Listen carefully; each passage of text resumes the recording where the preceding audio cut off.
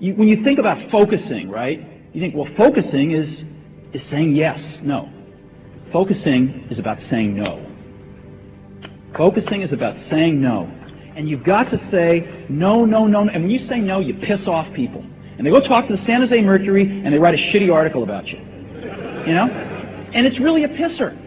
Because you want to be nice. You don't want to tell the San Jose Mercury, the person that's telling you this, you know, just was asked to leave or this or that or this or that. So you take the lumps. And Apple's been taking their share of lumps for the last 6 months in a very unfair way. And it's been taking them, you know, like an adult. And I'm proud of that. And there's more to come, I'm sure. There's more to come. I mean, I read these articles about some of these people that have left. I know some of these people. They haven't done anything in 7 years. And, you know, they leave and it's like, you know, it's like the company's going to fall apart the next day. And so, you know, I think there'll be stories like that come and go. But focus is about saying no. And the result of that focus is going to be some really great products where the total is much greater than the sum of the parts.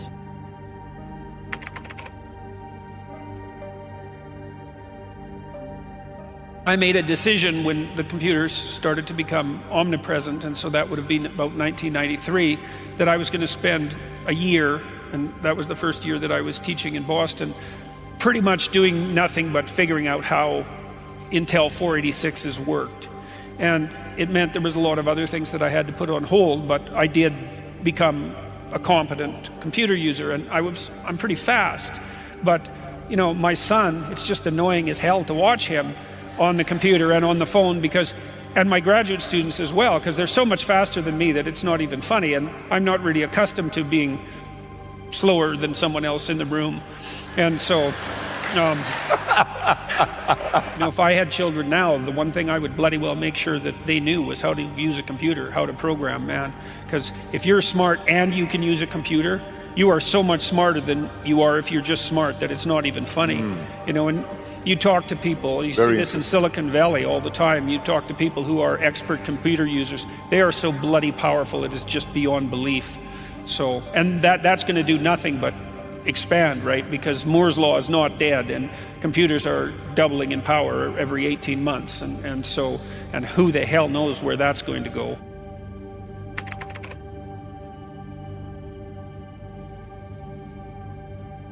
But you can't have a standard education and expect to have an extraordinary life. It's not going to happen. The one breakthrough for all leaders is constant, never-ending improvement. And that means educating yourself and continuing to develop even greater emotional mastery, because that's what affects whether you execute or not. The opportunity for self-education is there. We have to change our psychology from, I'm going to do what everybody else does, and I'm mad because it doesn't work anymore, to the reality is this is the greatest time to be alive if you're growing, you're learning, you're educating, and you're developing valuable skills.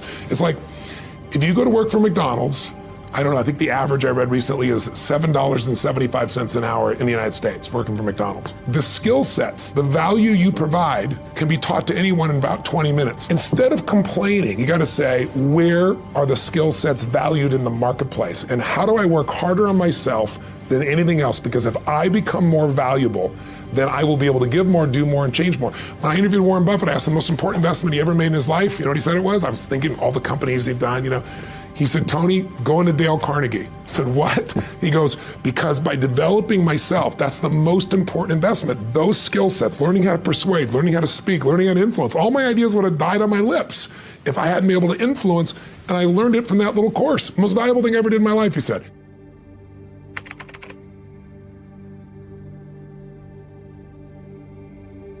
When I started Microsoft, I didn't think of it as all that risky. I mean, I was so excited about what we were doing. It's true I could have gone bankrupt, but you know, I had a set of skills that were highly employable, and in fact, my parents were still willing to let me go back to Harvard and finish my education if I wanted to. You've always got a job with me, Bill. And the thing that was scary to me wasn't quitting and starting the company. It was when I started hiring my friends and they expected to be paid. And then we had customers who went bankrupt, customers that I'd counted on to come through. And so then I got this incredibly conservative approach that I wanted to have enough money in the bank to pay a year's worth of payroll even if we didn't get any payments coming in. And I'm almost true to that the whole time. We have about 10 billion now, which is pretty much enough for the next year. Anyway, if you're going to start a company, it takes so much energy that it better overcome your feeling of risk. I don't think that you necessarily, if you're going to start a company, should do it at the start of your career. I think there's a lot to be said for working for a company, learning how they do things. If you're young, it's hard to go lease premises. They made that hard for me. You couldn't rent a car when you were under 25 at the time, so I was always taking taxis to go see customers.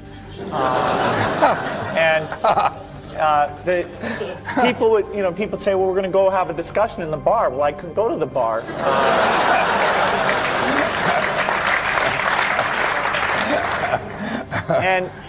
But that's fun, because I'll tell you, when people are first skeptical and they think, oh, this kid doesn't know anything, then when you show them you've really got a good product and you know something, they actually tend to go overboard and they think, whoa, they know a lot. Let's really do an incredible amount with these people. So our youth, at least in this country, was a huge asset for us once we reached a certain threshold. It is hard.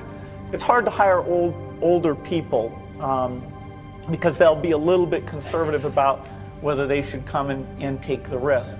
And it took 3 or 4 years before we could go out into the normal sort of employment pool. But those problems that come with starting a firm, you better think of those as part of the pleasure, part of the challenge that is part of the excitement.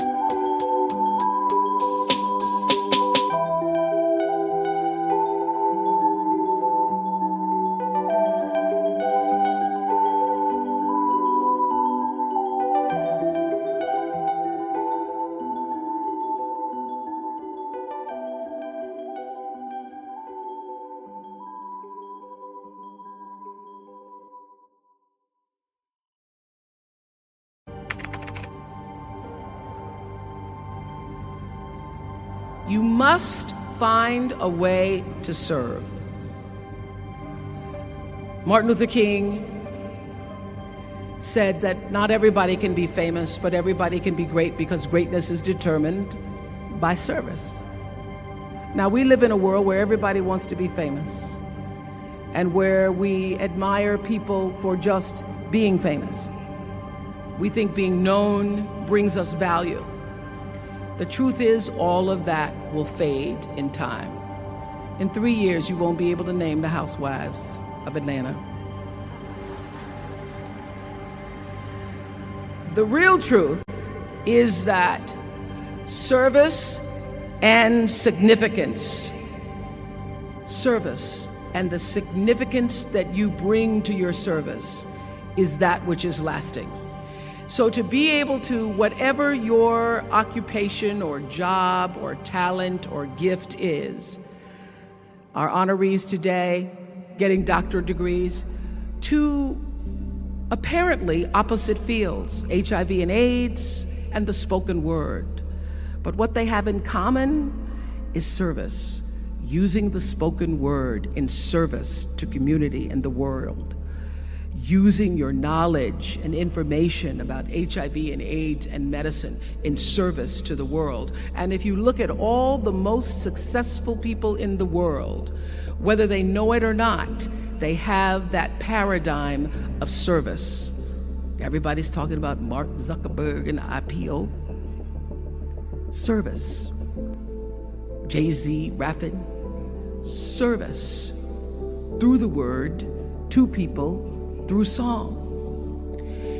For many years, I was really just happy to be on TV, and people would stop and say, "Oh, you on TV?" "Yeah, I'm on TV. I like being on TV. It's a nice job." And it was about the time that I received my honorary doctorate from Spelman around 1993. So I don't know if that had something to do with it. I thought of myself as Dr. Winfrey. That I went back and I took a long look at what it was I was doing on TV and made a decision that I was no longer going to just be on TV, but I was going to use TV as a platform, as a force for good, and not be used by TV. And I will tell you, my decision to make that significant change in the way I operated on television, using television as a service, changed my career exponentially. Service through medicine, service through art, using whatever it is you produce, your product, as a way of giving back to the world. When you shift the paradigm of whatever it is you choose to do to service and you bring significance to that, success will, I promise you, follow you. Service and significance equals success.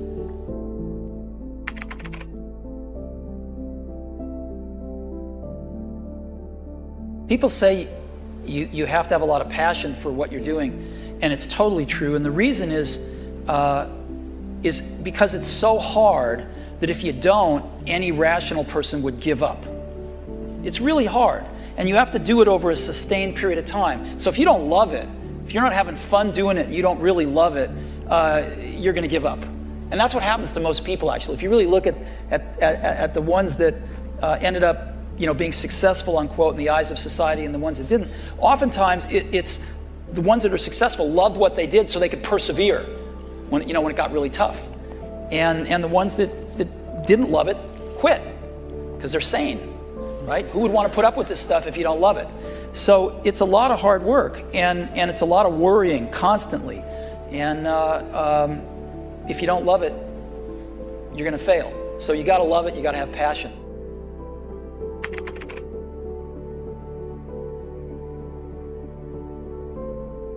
Let me tell you a story. So a friend of mine and I, we went for a run in Central Park. The Roadrunners organization, on the weekends, they host races. And it's very common at the end of the race, they'll have a sponsor who will give away something, apples or bagels or something. And on this particular day, when we got to the end of the run, there were some free bagels. And they had picnic tables set up, and on one side was a group of volunteers. On the table were boxes of bagels, and on the other side was a long line of runners waiting to get their free bagel. So I said to my friend, let's get a bagel. And he looked at me and said, the line's too long. And I said, free bagel. And he said, I don't want to wait in line. And I was like, free bagel. And he says, nah, it's too long. And that's when I realized that there's two ways to see the world. Some people see the thing that they want, and some people see the thing that prevents them from getting the thing that they want. I could only see the bagels. He could only see the line. And so I walked up to the line.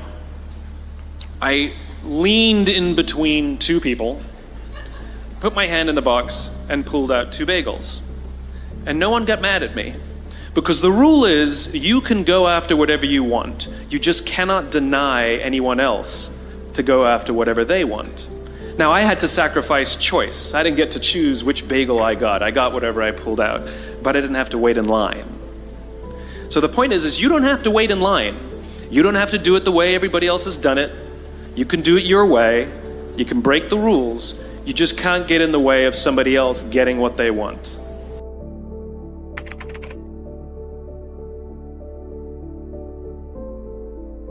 What if I told you this was the last Monday morning of your life? What if I told you died this week? Would you complain about your crap job or that test you don't want to take? I doubt it. You would go much higher level thinking. Well, that's really what it takes. It takes understanding that if you're not pumped right now, if you're begrudging what you're about to do, if you're not looking forward to it, look, I respect practicality. You gotta go through school because your parents want to. You gotta pay your rent. You got student loans. I get it. But please recognize the world we're living in. We're living in a world where there's so much more opportunity. This internet thing created way more opportunity for all of us. Way more. I mean, look, you might not even be alive. Like, your mom and dad could have had sex like 3 minutes later and you wouldn't even exist, and you're complaining. You could have ended up being a bus, a tree.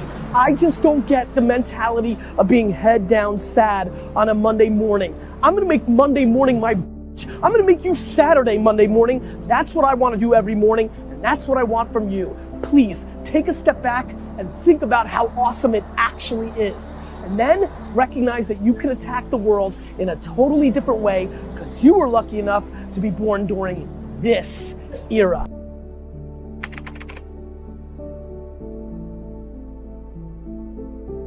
It takes three qualities essentially to do well, and extremely well actually in this country. It takes intelligence, it takes energy, and it takes integrity. And I say if you don't have integrity, we don't want to hire somebody that's got intelligence and energy if they don't have integrity. We'd rather hire somebody that's dumb and lazy if they don't have integrity, because they probably will never get around to cheating us or doing something of the sort. And integrity is absolutely an option. You may not be able to throw a football 60 yards. And you may not be able to run the 100 in 9.8. You may not be able to sink 3-pointers but you can choose where you stand on the integrity scale. You weren't born wired one way or the other. That is an absolute choice you make.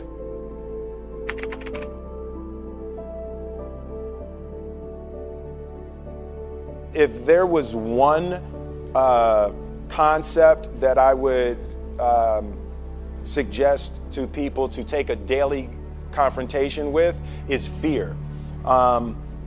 The problem with fear is that it lies, right? So fear tells you, hey, if you say that to that girl, she's gonna know she has you, and she'll never really be attracted to you if she knows how much you attracted to her. Don't say that. No, how we get her is when she walks by, ignore her. Right, it's a it's like pop it on your shoulder. Fear tells you dumb shit like that, right? So for me, the daily confrontation with fear has become a real practice for me since about three years ago. I went skydiving in Dubai, right? And skydiving is a really interesting confront with fear, right? So I gotta stand up. I'm sorry, I gotta stand up. All right. So all your friends, what happens? You go out. I dropped my thing. So what happens is you go out the night before and you take a drink with your friends, and somebody says, "Yeah, we should go skydiving tomorrow." And you go, "Yeah, we'll go skydiving tomorrow." "Yeah, yeah." And you go, "Yeah." And everybody goes, "Yeah." Right? and you go home and you by yourself, you're like, right? You're like, well, I mean, they was drunk too, right? So maybe they not, maybe, I mean, we don't have to go. We don't have to do it. So then that night you're laying in your bed and you just keep, and you're terrified. You keep imagining over and over again jumping out of an airplane, and you can't figure out why you would do that, right? And you're laying there and you have the worst night's sleep of your life, but you still have the hope that your friends were drunk, right? So you wake up the next day and you go, down and you say where you were going to meet and everybody's there. You're like, oh, all right, cool, right? So you get in the van and you don't know that your friends had the same night that you had because they're pretending like they didn't. They're like, yeah, man, my uncle's a Navy SEAL and this is going to be great. I've been looking forward to this. And you're like, oh my God. And your stomach is terrible. You can't eat and everything, but you don't want to be the only punk who doesn't jump out of this airplane. So you get there, and then you have this safety brief. And you're standing there, and the guys will tell you, well, if the chute doesn't open, what's going to happen is what could happen? That the chute wouldn't open, right? So you do a thing, and what you do is your first jump, you're attached to a guy who is going, he's going to walk you out. So you go, and you get there, and there's an airplane, and nobody's stopping. Everybody's still going. So you get onto the airplane and you're sitting there and it's extra because you're sitting on some dude's lap, some stranger. He's sitting on his lap. And it's like, you trying to make small talk. Yeah, man. So you be jumping with people all the time, huh? Right? So, and then you just want to make sure, you got kids, right? You got people you need to see, right? You just want to make sure he's serious, right? So you get in there, so everything's normal. So you fly and you go up to 14,000 feet, and you notice there's a light. It's red and it's yellow and green, right? So right now the light's red. So then you start thinking at some point the light's going to go green, but you don't know what's going to happen, right? And you wait and it goes yellow and the light goes green and somebody opens the door, and in that moment you realize you've never been in a freaking airplane with the door open. Right? Terror. Oh, sorry, I'm spitting. Oh, sorry. No, terror, right? So you go, and then, if you were smart, you sat in the back so you don't go first, right? And then people start going out of the airplane. And you go, and the guy walks you up to the end of the thing, and you're standing and your toes are on the edge and you're looking out down to death. And they say, on 3. And they say, 1, 2. And he pushes you on 2 because people grab on 3, right? Right? And you go, and you fall out of the airplane, and in 1 second, you realize that it's the most blissful experience of your life. You're flying, right? It doesn't feel like falling, right? It's like you actually are kind of held a little bit by the wind, and then you start falling, and there's zero fear. You realize that the point of maximum danger is the point of minimum fear. It's bliss. It's bliss. And you're flying. Right? And you're doing that. And then 20 seconds, 25 seconds, 40 seconds. And you have enough time to just kind of be like, oh, that's that building. I like that one. Oh, you can see the ocean. Right? You start doing all of that. And the lesson for me was, why were you scared in your bed the night before? What do you need that fear for? Just don't go. Why are you scared in your bed 16 hours before you jump? Why are you scared in the car? Why could you not enjoy breakfast? What did you need that? The fear is fear of what? You're nowhere even near the airplane. Everything up to the stepping out, there's actually no reason to be scared. It only just ruins your day. You don't have to jump. And then in that moment, all of a sudden, where you should be terrified is the most blissful experience of your life. And God placed the best things in life on the other side of terror. On the other side of your maximum fear are all of the best things in life.